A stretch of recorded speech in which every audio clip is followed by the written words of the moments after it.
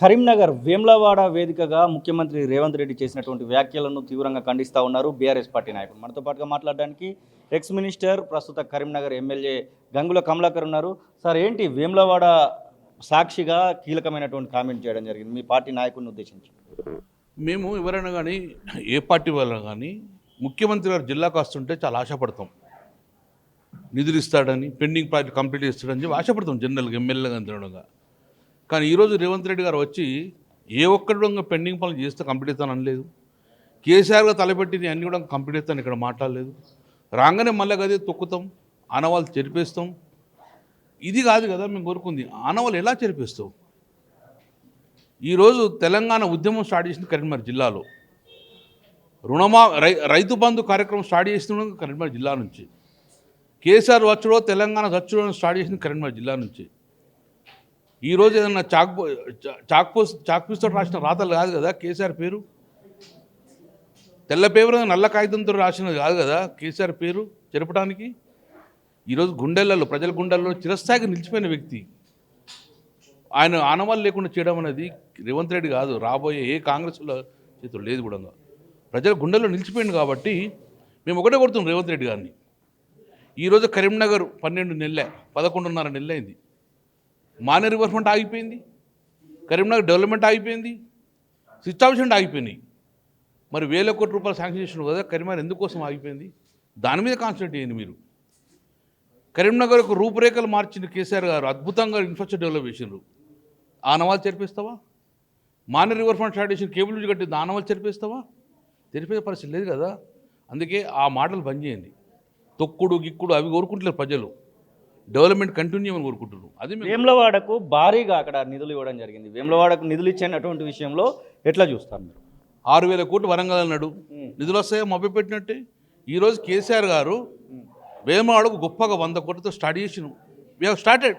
నువ్వు కంప్లీట్ చేయి. నువ్వు ఇస్తా అంటున్నావు, ఇయ్యలేగా ఇంత కూడా. ఏది ఇచ్చినావు? బీసీ డిక్లరేషన్ 1 ఇయర్ అయినది, 6 గ్యారంటీలు అన్నావు, తులం బంగారం అన్నావు, ఏవి ఇయ్యలే కదా. ఇవి కూడా ఇస్తా నమ్మకలేదు. నేను 6,000 కోట్లు వరంగల్కి ఇచ్చిన, అది కూడా నేను మభ్య పెట్టడమే. కాబట్టి నేనేమంటున్నా, పనితీరు మెరుచుకోవాలంటే డెవలప్మెంట్ కంటిన్యూ అండి, కార్యాచరణ చేయండి. ఆనవాళ్ళు మార్పించడం కాదు, ప్రజల నుంచి డిసైడ్ అవుతారు ఎవరు ఆనవాళ్ళు చూపించండి. కాబట్టి రేవంత్ రెడ్డి గారు మొదటిసారి వచ్చింది మీకు అవకాశం ఒక ముఖ్యమంత్రిగా. గొప్పగా మీరు పనిచేస్తే ప్రజలు గుండెలు నిలుచుండి, కానీ కేసీఆర్ని తిడితే ప్రజలు హర్షిస్తారు. అరెస్టు బాంబులు పేలబోతున్నాయని పొంగులేటి శ్రీనివాసరెడ్డి చెప్పి కూడా దాదాపు 4 రోజులు అవుతా ఉంది. అరెస్టులు ఎప్పుడు చేసుకుంటారో చేసుకోరని మీ పార్టీ నాయకులు కేటీఆర్ చెప్తా ఉన్నాడు. అసలు ఈ అరెస్టుల గురించి మాట్లాడుకోవాలనుకుంటే ఖచ్చితంగా జైల్లో పెడతా అని ముఖ్యమంత్రి కూడా చెప్తా ఉన్నాడు. ఎప్పటికీ రాజకీయ నాయకులను అరెస్ట్ చేయడం అనేది పెద్దది కాదు. ప్రభుత్వ చేతులు ఉన్నది ఎవరినైనా అరెస్ట్ చేయొచ్చు. ప్రభుత్వ చేతులు పవర్ ఉంది, అది కాదు కదా.